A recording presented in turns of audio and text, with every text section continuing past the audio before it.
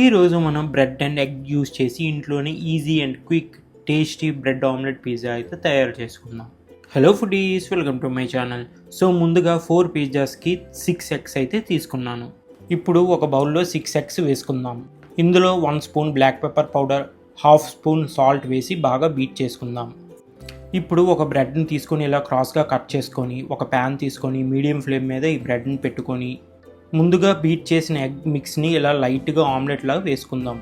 నేను ప్యాన్లో ఎటువంటి ఆయిల్ యూస్ చేయలేదు. ఇప్పుడు ఆమ్లెట్ని ఇంకో సైడ్ తిప్పి మంటని లో ఫ్లేమ్లో మార్చుకొని ఆమ్లెట్ మీద టమాటో సాస్ వేసుకొని ఇలా స్ప్రెడ్ చేసుకొని ఆనియన్స్, క్యాప్సికమ్ వేసి మోజరెల్లా చీజ్ కొంచెం ఎక్కువగా వేసుకుందాం.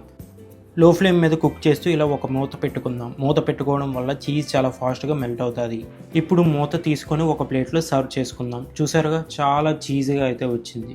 ఇప్పుడు ఇలా కట్ చేసి ఈ బ్రెడ్ ఆమ్లెట్ పిజ్జా మీద రెడ్ చిల్లీ ఫ్లేక్స్ అండ్ ఆరెగానో వేసుకొని ఒక పీస్ అలా పట్టుకొని తీస్తుంటే చాలా చీజీగా ఉంటూ టేస్ట్ చేస్తే స్పైసీగా, కొంచెం క్రిస్పీగా, చీజీగా టేస్ట్ అయితే అదిరిపోయింది. అంతేనండి, సింపుల్గా తక్కువ టైంలో బ్రెడ్ పిజ్జా ఆమ్లెట్ మీకోసం. మీరు కూడా ట్రై చేసి టేస్ట్ ఎలా ఉందో కామెంట్ చేసి చెప్పండి. నా వీడియోస్ కానీ మీకు నచ్చినట్టయితే లైక్, షేర్, కామెంట్ చేసి సబ్స్క్రైబ్ చేసుకోవడం మాత్రం మర్చిపోకండి. ఇంకో కొత్త రెసిపీతో మళ్ళీ కలుద్దాం. బాయ్.